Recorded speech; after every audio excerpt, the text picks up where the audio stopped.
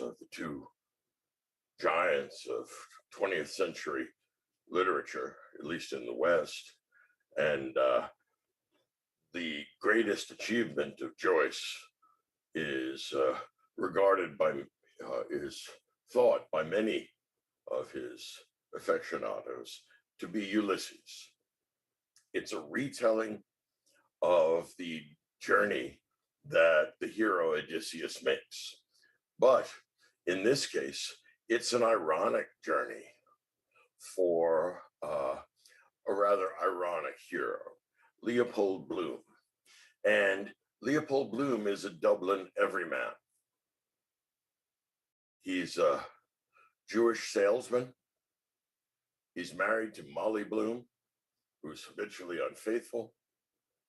And he runs into Stephen Dedalus, who's escaped Portrait of the Artist as a Young Man, and shows up in the beginning of Ulysses in the first four chapters, or rather, the first three chapters. And what it is a recapitulation of Homer's Telemachy. If you remember that in the Odyssey, the first chunk is the first four books are about Telemachus' search for his father. And here we have Telemachus in the form of Stephen Dedalus, eventually encountering, but staying away from, Leopold Bloom. So Leopold Bloom is going to go through an entire day in Dublin, Ireland. And the day is a day in a way of arbitrary significance, June 16th, 1904. And it begins on one side of Dublin and it ends on the other. He starts out at home and ends up at home, but his homecoming is ironic. Bloom finally gets home, but his wife, Molly Bloom, who's the analog of Penelope, in this case, instead of being faithful to him, is not. She's involved with Blazes Boylan, and he knows it. So it's an ironic homecoming, and it's an ironic heroism. And yet, there is a certain sort of glory in the way Joyce deploys language. The way the novel begins, stately plump Buck Mulligan, stately plump Buck Mulligan. Can you hear the music underlying that? Bum, bum, bum, bum, bum, bum, bum. It's like the beginning of a piece of music. And I think that there are certain dialects of English that lend themselves more than others to that certain kind of musical element in language. I think the Irish version of English is one of them, and that's part of why they produce so many poets.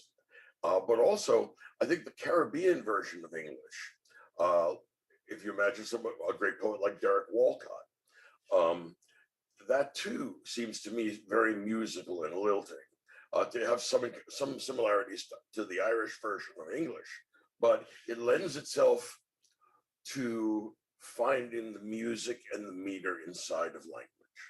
And that's what Joyce is great at. If you remember back to Portrait of the Artist as a Young Man, how it ends, I go on to encounter reality for the millionth time and to forge within the smithy of my soul the uncreated conscience of my race.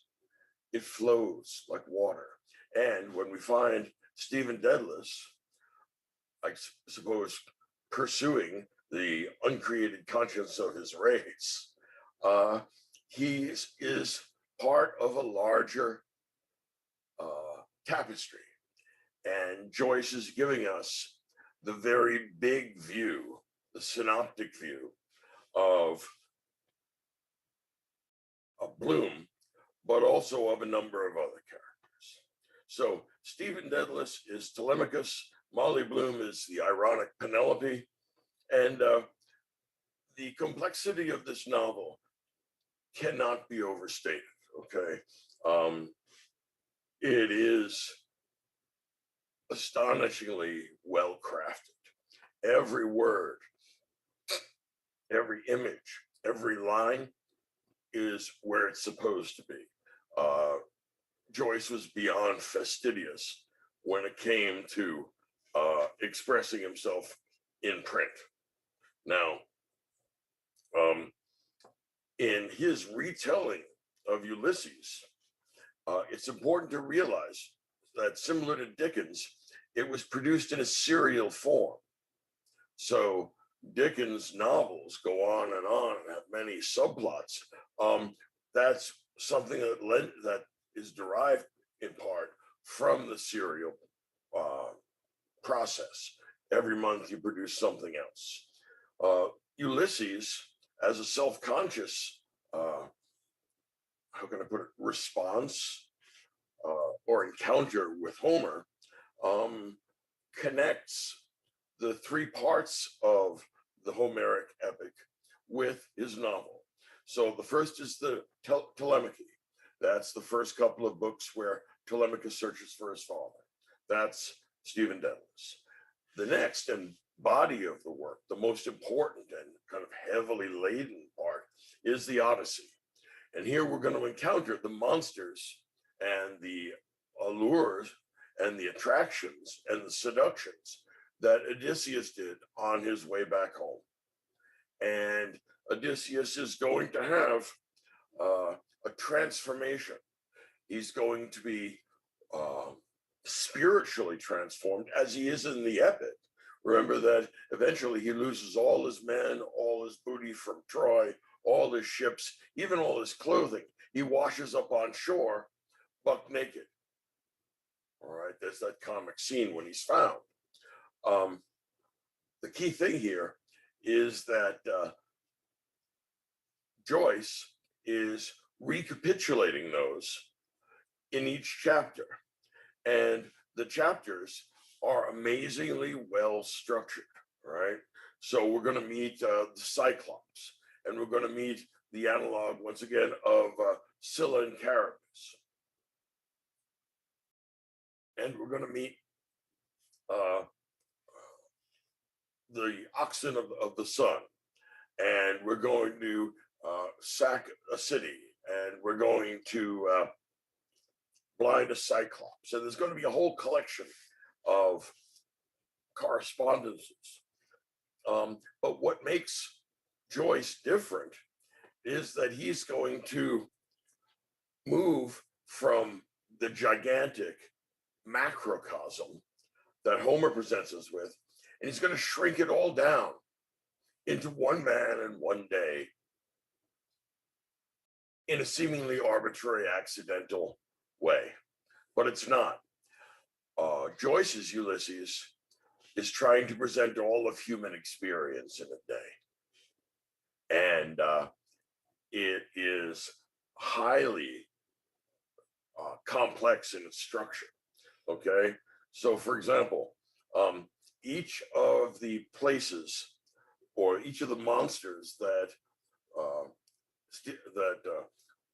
Leopold Bloom meets, like Aeolus, or with the winds, or Cyclops, and the other various dangerous ones, Calypso. Each of them corresponds to a different organ of the human body.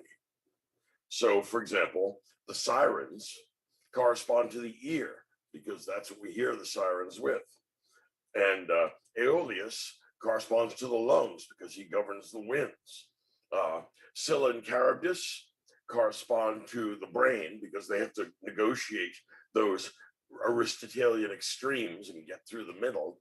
And so what's being done there is Joyce is constructing a man. This is the microcosm, macrocosm aspect of it. So each of these chapters is not only based on an encounter in Homer, but it corresponds to a contribution to the construction of the new man. And if you think about the redemption and transformation of Odysseus from his earlier blood-stained past to the man he is when he tells the servant after the destruction of the suitors, it's unholy to vaunt over the bodies of the dead. Odysseus learned something, and Leopold Bloom, I don't know, has any such breakthrough. It does end with a beautiful affirmation, but I don't know if it comes to to a conclusion that fully pulls apart Bloom. It's one of my favorite open-ended enigmas. What Bloom is supposed to tell us about heroism and individuality. It's a very complicated problem. The reason why is that there's so many things keyed into him and keyed into the events that he encounters. So not only are each of the events recounted in his journey, and remember the journey motif has been holding Western literature together ever since the beginning. Everybody's going somewhere. And each of the sections refers to a body part. We're building a man, but it also refers to a specific color. So the entire color of the visible set of the visible spectrum, that gets covered too. Each of these sections makes reference to or is connected to a specific color. Not only are they connected to colors and to body parts, but each of them also calls upon specific parts of the arts and sciences, like poetry or history or science or physics or math. And each of those are keyed into the events of Bloom's journey, his Odyssey through the streets of London. But it's also a spiritual Odyssey. Joyce writes like few others. He focuses intensely on subjectivity and interiority, and he tries to represent with words as far as you can go with the deployment of language. So he is always loading on meaning and reference and complexity to what started out as very complex books. His ambitions are enormous. And this is, in some ways, the restatement for modern times with ordinary democratic people. What our trials and tribulations and what our spiritual journey amounts to. It can't help but force you to reflect on oneself. The part that I guess always has stuck me most powerfully in Ulysses is chapter 14, the oxen of the sun. Now, this comes very late, the oxen of the sun incident in the Odyssey. And this is where he's going to gain the wrath of Apollo by killing some oxen that, of course, Odysseus himself refrained from doing, but his men disobeyed him. And the result was divine displeasure. So here, what Joyce does is astonishing in its ambition and also in its cleverness. What he does is present a microcosm of the development of the entire English language. He begins with some Latin expressions and then moves on to kind of a Germanicized pronunciation, and then into early English. And he starts with, I think it's the Arthur romance, and with the writers associated with Arthurian romance, and takes it all the way up through who would be some of through many figures, including I think let me think, Swift might be one of them. There's at least half a dozen, maybe as many as a dozen different important figures in Western literature that get parodied here. So what you can see is the evolution of language compressed down so you can watch it happen paragraph by paragraph. And the morphing of language is something that Joyce has a remarkable ear for. He can find the sound and the music and the meter inside words, and he organizes them in ways that are quite uncanny.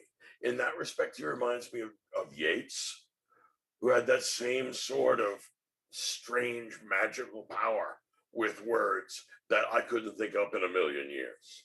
So imagine a quick run through of the English language as one of the subsets of Joyce's novel.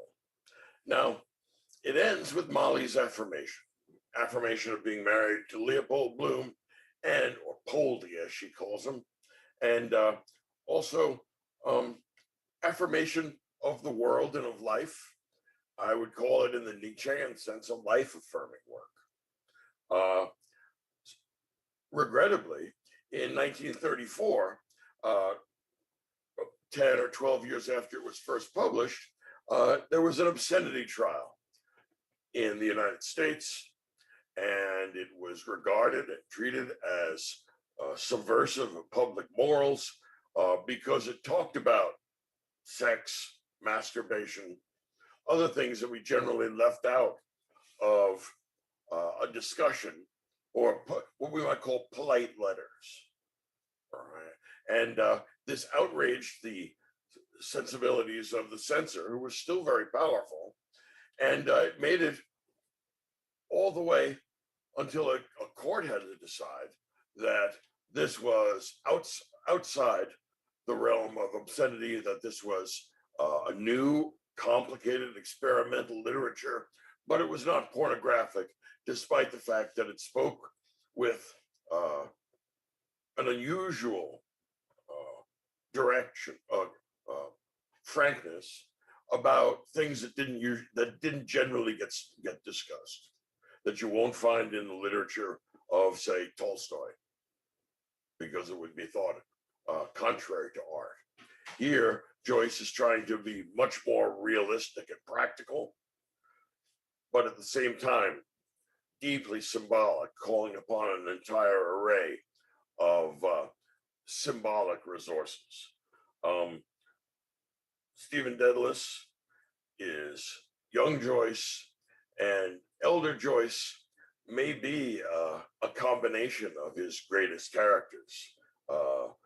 Stephen Dedalus, of course, but also Buck Mulligan, also Leopold Bloom, and maybe also Finn again, the spirit of Finn McCool, as he is in Joyce's novel, Finnegan's Wake.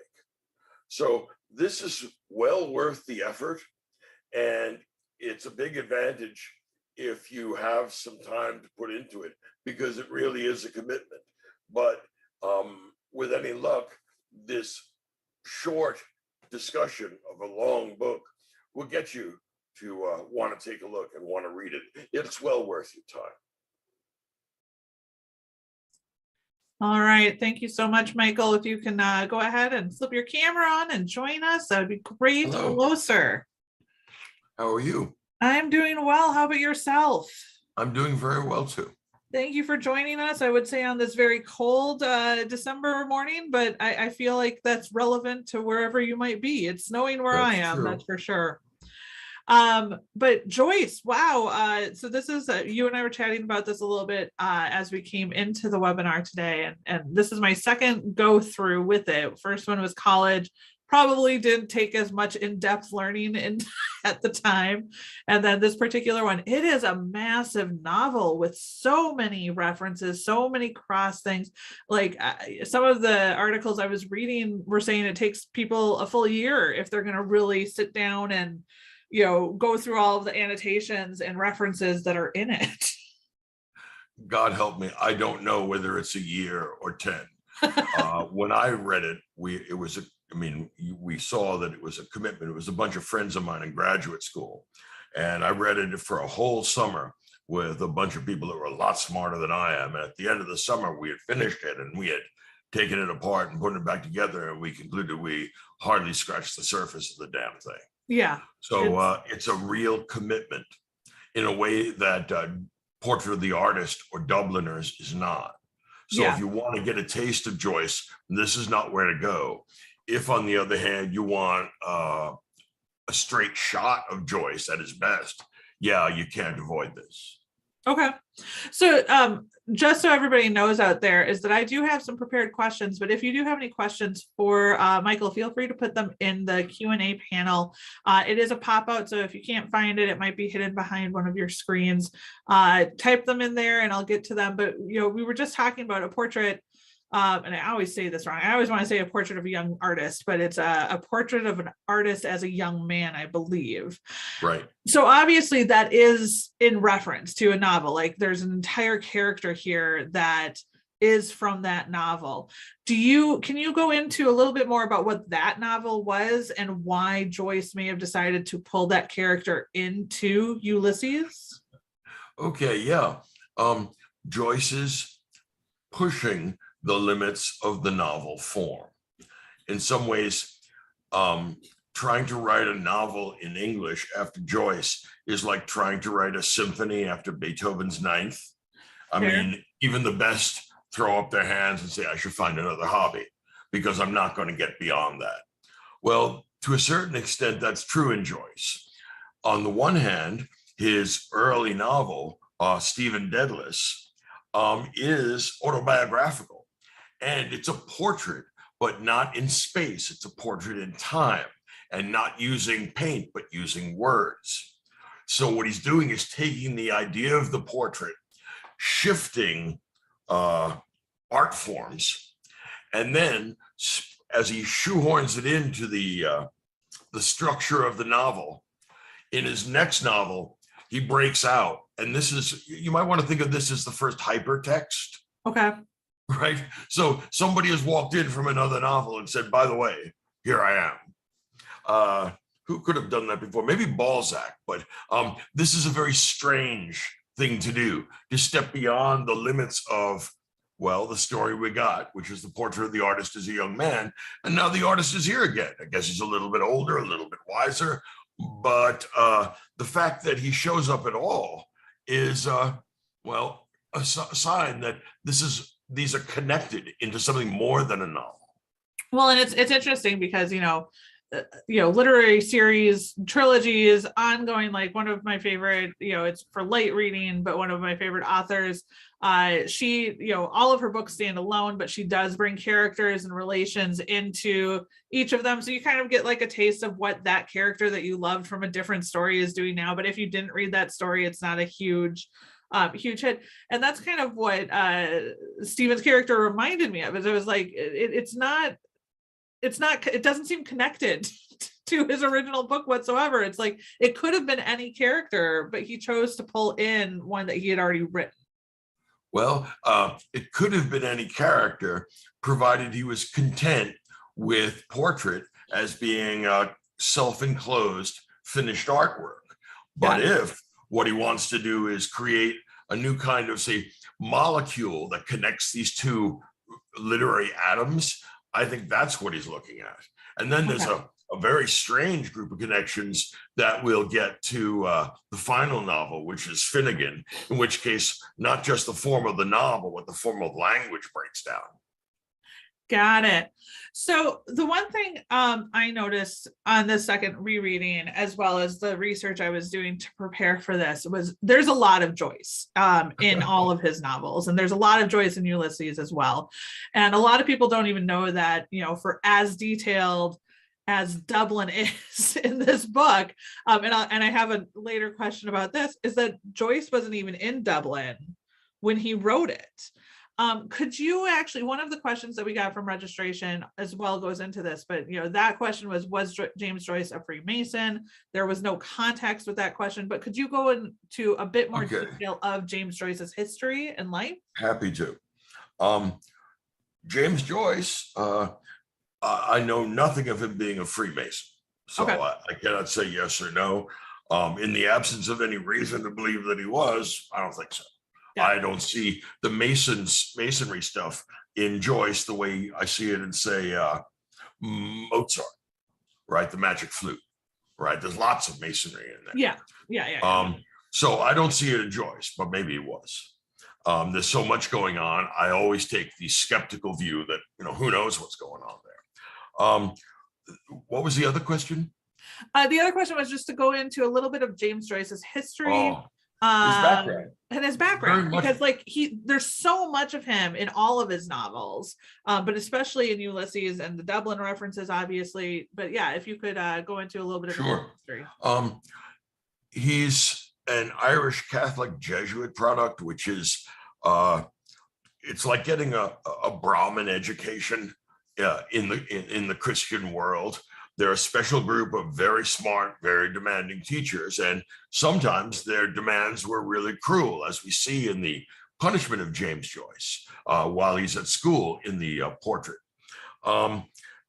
He eventually loses his faith in God, loses belief in God, which means he loses the belief in Catholicism and Christianity, but it also means that the old verities, family and country and nation, they all go by the wayside too. Remember how the novel ends?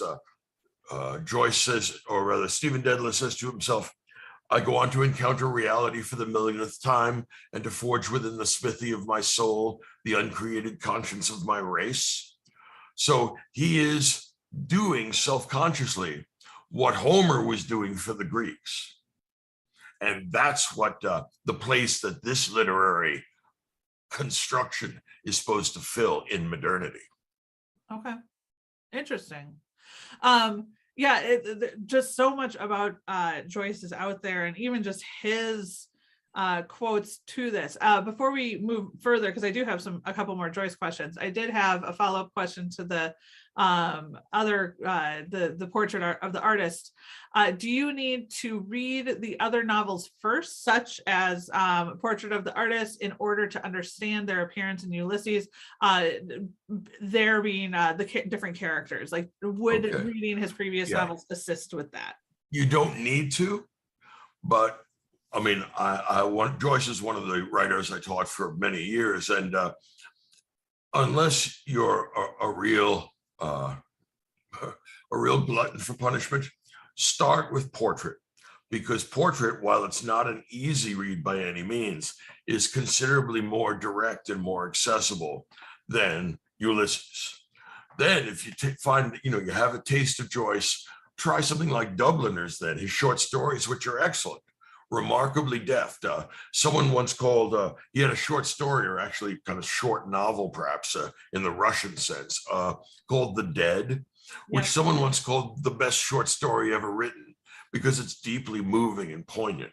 That's to be found in Dubliners. So I would, if you're going to be starting at Joyce, and this is particularly if your first language is not English, because native English speakers find Joyce very difficult. I can hardly imagine what it'd be like to try and figure out what Joyce is doing with the English language if it were your second or third language. Only a few great geniuses like, say, Conrad have that depth of a grasp of other languages. So it's a very difficult text. Do it with a teacher. That's the best way to do it. And if not with a teacher, then with a bunch of other people who are like-minded, who are also willing to make the commitment. Got it. Thank you so much.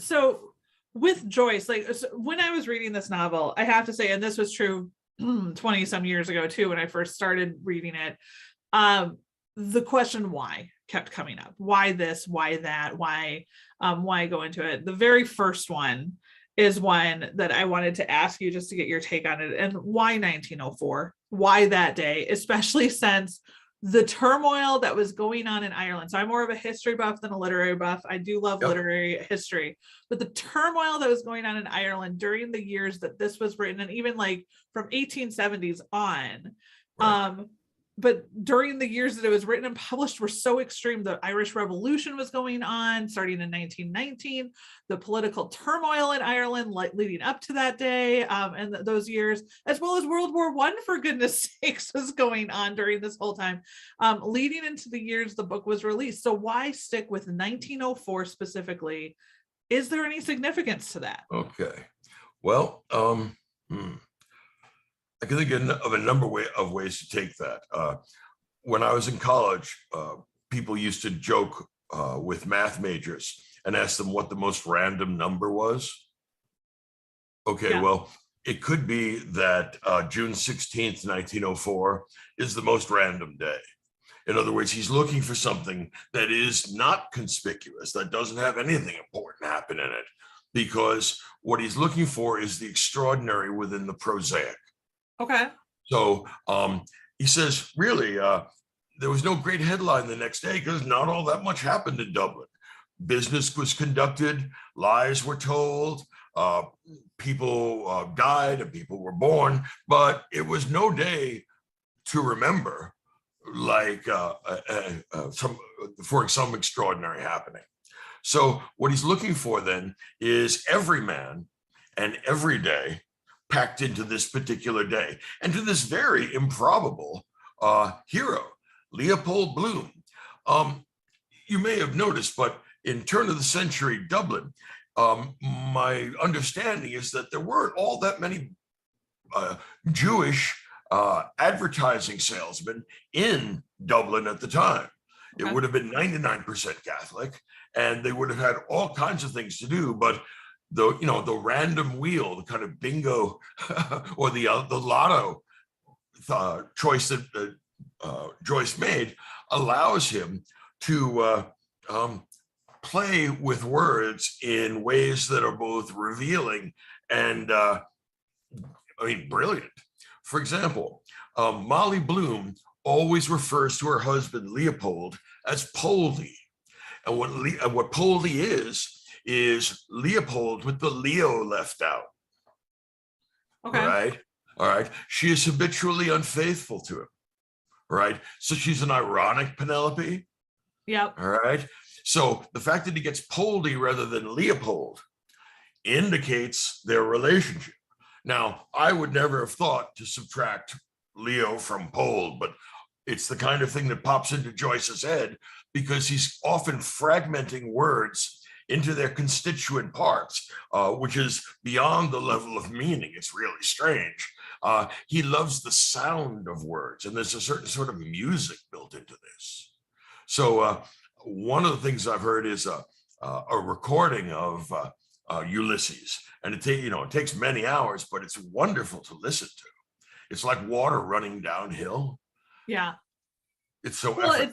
It's that lyric, you mentioned it in your lecture too. It's that lyrical sound and lilts of the Irish accent. If you're not as familiar with that particular accent, it's just I always think of it as more of like the higher lilt of that particular region versus a lower, gruffer head. You bring up Bloom, and I have to say, like, some of the articles I read, I saw, they classified him as all sorts of things, as an ironic hero, as an anti-hero, all sorts of different classifications as to how to name this protagonist. But for the character that a day, Bloom's Day, has been recognized globally, not necessarily as a federal holiday, but people make it a thing on Bloom's Day. Yeah. And the character name people know from the novel. Like, if you're going to pull out any name from the novel, most people will recognize Leopold Bloom. Mm-hmm. There seemed to really be not a lot of movement or realization within this character throughout the course of the book. You even mentioned in your lecture that there is really not a great conclusion for Bloom. Could you go more into this character development, or does it go back to kind of what you were saying about the date, where it's just to show an everyday feel of an everyman? It's a little bit like the ending of War and Peace. I'm not talking about the epilogues. Yeah. But if you paid your dues and gotten all 1,000 pages through War and Peace, you'll find out that it ends, but doesn't really have a conclusion because it's meant to represent the universe, and the universe keeps on flowing on. Okay. So at some point, Tolstoy just says, "Look, my story is already too complicated. I'm going to cut this off." Joyce's Ulysses is in some ways like that. In other words, life continues on. There's no reason why we shouldn't have another chapter, except that, there's a point at which you have to walk away from a piece.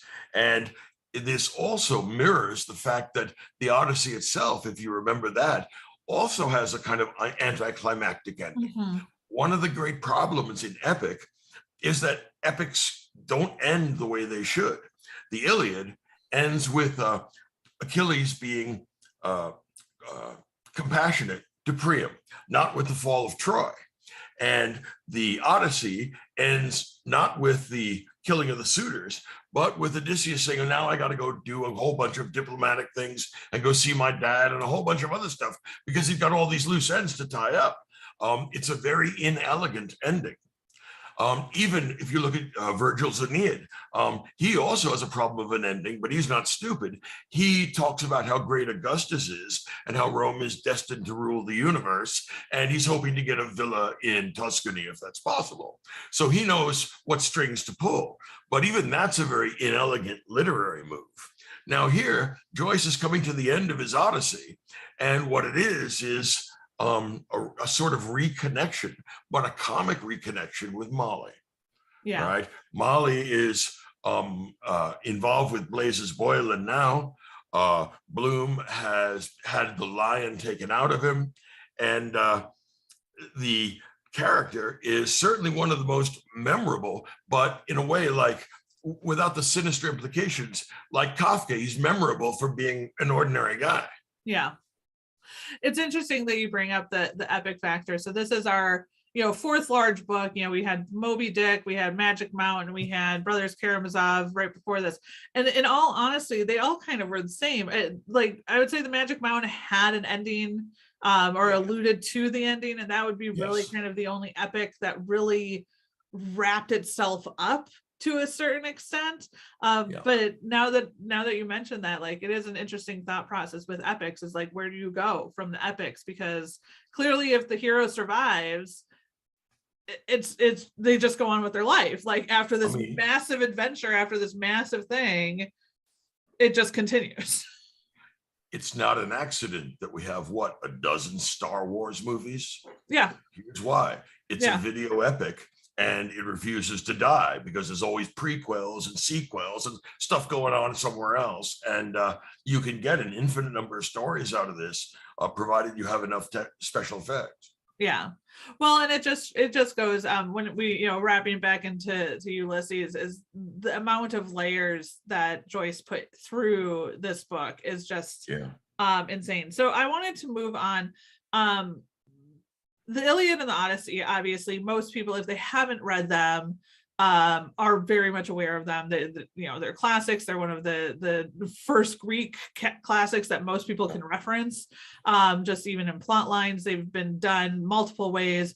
Most people at some point in school had to read at least one, if not both of them. Right. Yeah, even sins. Yeah, even as early as junior high school, you had to read at least one, if not both. Why the mirror to Homer's work? So an article from the New Yorker that Kenzie's going to share in the chat here stated that Joyce once was quoted to say that Homer's character Ulysses, and I'm paraphrasing here, that Homer's character Ulysses is the best all-around character, a complete character. He compared Ulysses to Hamlet, something that he kind of references in his novel as well, saying that Hamlet was a great character, but just a son. Like everything that inspired Hamlet was because he was the son of the king who got murdered. Ulysses was a father, a son, a commander, a warrior, a friend, a husband, and so much more. With this much admiration of a historic literary character and even the historic literary work of Homer, why would Joyce try to even attempt to mirror Homer's works to this extent? Okay, a couple of reasons immediately pop up. Okay. Joyce is very influenced by Nietzsche and Nietzsche's appreciation of Homer. Remember, Nietzsche thinks that we went wrong with that Socrates guy, and then Plato was even worse. Yeah. So he would like it to go back to those Homeric heroic values. Now, Portrait of the Artist is certainly a Nietzschean novel, and in many respects, the outline here is Nietzschean in its indeterminacy, but also it doesn't provide us with a central backbone. There's a whole bunch of episodes, but the only backbone we have is the tradition that comes out of Homer, all right? It wouldn't hold together otherwise. So what he's trying to do is revive the Homeric tradition. It's a way of saying, yeah, Nietzsche, you got that right.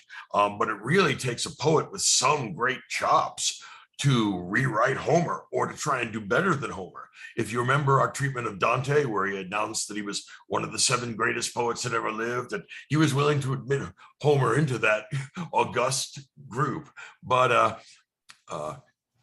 I'd be inclined to think that Joyce is more flexible and perhaps not quite so megalomaniacal.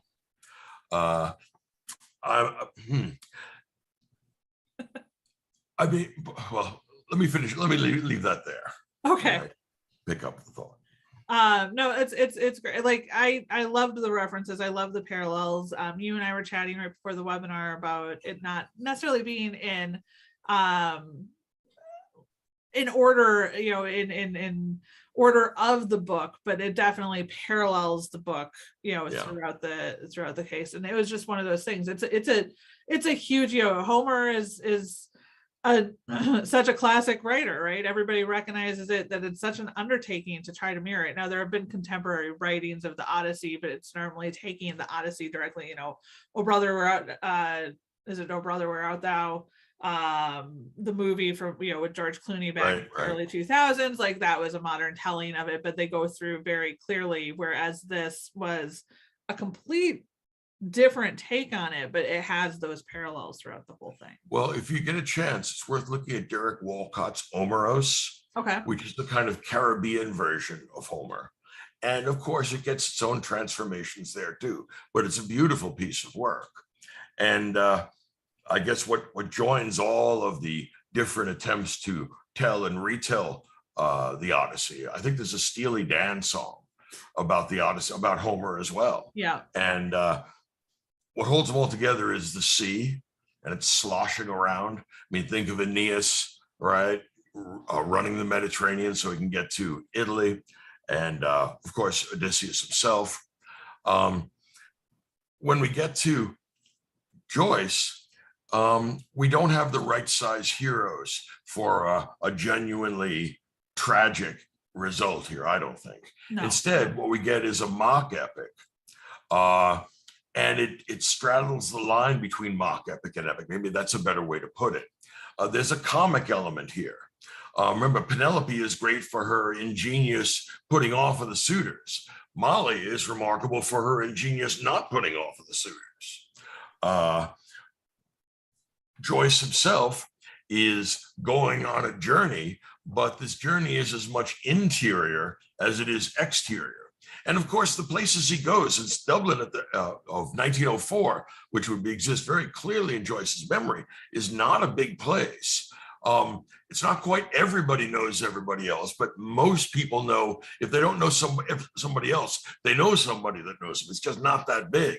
It's a very close-knit community. So it's hard to keep secrets there. Yeah. And Joyce is straddling the line between revealing these secrets and saying, look, it's better that most of these get left alone. If you think of the irony of Molly saying, yes, yes, she's talking about accepting Leopold's marriage proposal, right? But she's been adulterous with Blazes Boylan that day. Yeah. So she's the anti-Penelope.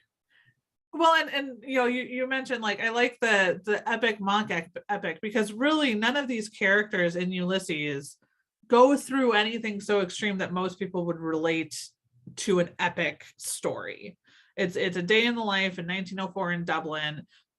A lot of it's just inner contemplation, walking around with some, weaving to avoid certain things and talking to others. And so it's an interesting look, because it is such a long novel and a very detailed story with so many different layers. But really, like, when you think of an epic, you think of a massive adventure, you think of a, ongoing big event, and really that's not here, but yet it is still epic-like. He's trying to celebrate the prosaic and say that life itself is an ongoing big event. You don't have to destroy a city for that to be the case. On the other hand, it's also important to note that the literary culture in Dublin is not like the literary culture I've ever experienced anyplace. I've done a fair amount of traveling, and when I got picked up in Dublin airport to go to my hotel, my cab driver talk to me about Joyce and why he thought he was a very poor writer. And I'm thinking, well, that's unusual. I thought that, I got that 1 in a million cab driver who had an interest in modernist literature. But no, everybody has an opinion about Joyce. And it doesn't matter whether it's your waiter or a professor of literature. Everybody has read this stuff. The Irish like literature so much that there's no tax on literary writers or their income. So they allow writers to live tax-free so long as they write there, because they really like literature. It's not an accident that so much of literature in the English language comes from Irishmen like Wilde or Yeats in particular. Yeah. So Joyce is just is one in a line of extremely powerful Irish writers. It's true on opinions as well with like Beckett. Beckett's one of their more famous playwrights, along with Wilde. And I remember having continuous conversations about every opinion known to man regarding Beckett. And I have my own strong opinions regarding Beckett. I do have to say that one of our audience members did note that the song is Home at Last by Steely Dan. There it is. Yeah. There you go. Well done. There you go. There's civilization for you. One of the things I have two more main questions. One of them we've kind of touched on, but just the detail in this book about Dublin is incredible. Like, Joyce was quoted at one point saying something along the lines of like, if you needed to, you could rebuild Dublin based on Ulysses, because there is that much detail. And once again, he wasn't living in Dublin at the time that he wrote this. So this was all from memory and all from his life growing up and his everything. Could you just briefly touch on, like, if there's any meanings behind the depth of his descriptions or location selections, and why Joyce was so adamant regarding the in-depth descriptions of Dublin the way they are? The architecture of Dublin, not in the sense of individual buildings, but in the sense of city planning, corresponds to the architecture of the book. And the places we go are so typically Irish. For example, we go to a number of different locations, but the only kind of location we visit twice are pubs. Okay. Right? And there's a reason for that. That's true. Right? There's one early, one late, and we're not finished with the day yet. Okay. Well, no, I mean, the pub is the nexus of Irish social life. Yes, it doesn't matter whether you're rich or poor or where you go.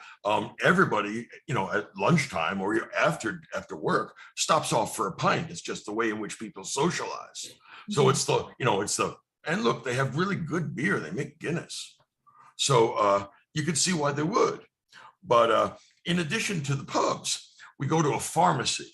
Now, the idea of healing and medicine, all the symbolism surrounding that is going to be important early on. Then we stop at a pub, but then we go to the National Library. Yeah. Now, it's very convenient that the National Library of Ireland, which, among other things, I believe, has the Book of Kells, should be so close to a convenient pub.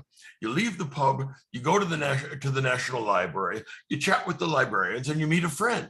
That's how closely intertwined the social life is here. It also indicates why Joyce, as an individual, had to leave. It's absolutely suffocating. Everybody knows you and your family and your parents and what people would think, and you really can't live as an individual without having people impose themselves on you. So he's going back, but he's looking at Dublin like a ghost would. All right. From the library, we go to the river. The river is connected with the idea of time and the flow of time. Then back to the pub, a different pub this time, right? Bloom gets insulted. There's an anti-Semitic undertone.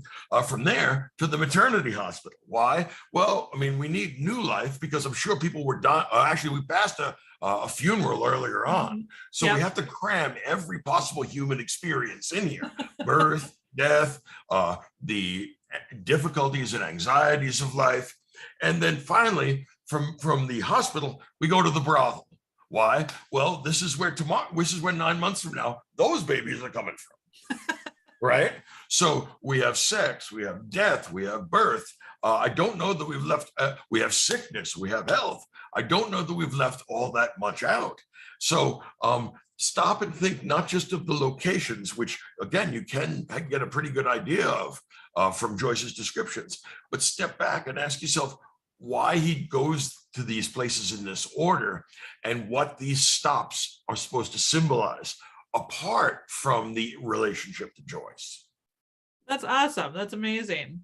That the locations are also just related to the human experience. I hadn't actually made that connection. So thank you for that. I appreciate that. It opens my mind to a whole bunch of different things that I may have missed in the novel for sure. I always feel that way when I'm reading Joyce. Everybody I talk to says something different. I say, well, yeah, I guess that's possible, isn't it? It is possible. He's a layered author, going into his writing style. So we only have a few more minutes, and I know that this is probably going to take longer than that few more minutes, but my goodness, the chapter and writing style of the book itself. The chapters, which I believe he calls episodes, but just when you are in a rhythm, you and I chatted about this a little bit ahead of time, the narrator, the style, or the genre changes styles from chapter to chapter. A chapter is a play. As you stated in your lecture, there is an entire chapter that basically walks through the linguistic history of the English language as it goes through. Could you go into just a little bit of detail regarding these choices, how it might help people to read it and understand why those styles, genres are made, are changing throughout? Yeah, okay. Complicated question. Let me take a couple of stabs at it. First off, Joyce is trying to find the limits of language. Now, the limits of language can be found at the level of the sentence or even at the level of the word, but they can also be found at the level of the literary genre, all right? Each of these things, grammar, syntax, and literary constructions all have their own inner logic. Now, what Joyce is doing is testing the structure of these linguistic entities and seeing how he can connect them and how he can fool around with them and how he can articulate something, not necessarily by the phrases alone, but also by the implications of these words for the kind of mind that would generate them. Let me see if I can show you what I mean. You think back to Descartes. Descartes thought he had a real easy, direct access to his inside feelings. He would just look introspect and he would know that. Bloom and the other characters here don't have that easy, direct introspection. They're often unstable characters with an unstable grasp of reality, both inside and outside. So we have to learn to correct for the mistakes they habitually make. And what that means is that we're seeing some of the curvature of their psyches, which is a very interesting thing to do. Abandoning the omniscient author of the omniscient narrator of Tolstoy in favor of all too human narration, in some ways reflects the change in the conception of the human mind that we had in Descartes' time in 1630 and that we have in Joyce's time, 1910. The difference is that there's been a fragmentation of subjectivity and of the self, and that fragmentation was performed by Sigmund Freud. He said you have a conscious part, but you also have an unconscious part. And what that is actually the philosophy of mind analog of breaking the atom into its constituent parts. You see, for Descartes, the cogito, the ego, the individual is completely integral. It's an atom. But when Freud smashes that atom, you get all kinds of interesting epistemological problems. And the same thing happened in physics. Now, with Joyce, the same thing is happening in literature. He's fragmented the subject. You only have bits and pieces who are only in intermittent contact with each other. So you get these flawed, strange perspectives. Now, let me bring that back to what you asked about with style. The most obvious and for me most difficult part of the style is that stream of consciousness. There, grammar is gone. Punctuation is gone. the difference between description and utterance is gone. What we get is a kind of, how can I put it, a chemical slurry of consciousness that hasn't been broken up into the ordinary building blocks of our thinking, which is called grammar. All right. Yeah.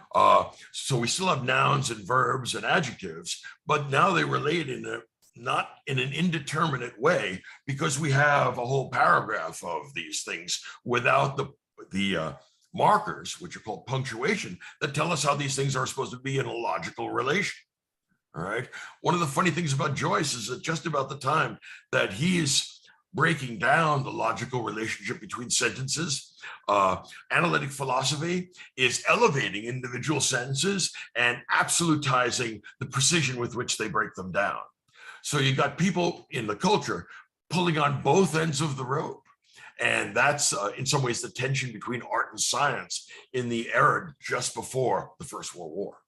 It's just, to me, it's just amazing how one man can not only put that different, those differences together, those layers together, take that many different writing styles and still make a cohesive book. It does make it a little bit more difficult to read for sure, but it does make it worth it. So thank you so much, Michael. I really appreciate these conversations. Thank you, Christy. Thank you. Bye-bye. Bye. Ulysses was unfortunately at the moment our final episode of the Classics Revisited webinar series with Dr. Sugrue. He's wrapping up the year with us here. We are so glad you have all been able to enjoy it and hope you have a fabulous holiday season and a happy new year.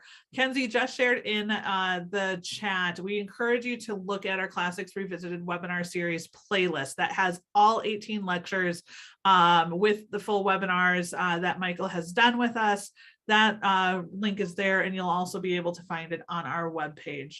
If you have enjoyed today's webinar, Biblioteca is continually adding to our virtual event lineup. We do have another EDC webinar coming up next week. We encourage everybody to go to our biblioteca.com and navigate to our Insights and Trends blog to keep up to date with what webinars may be coming up.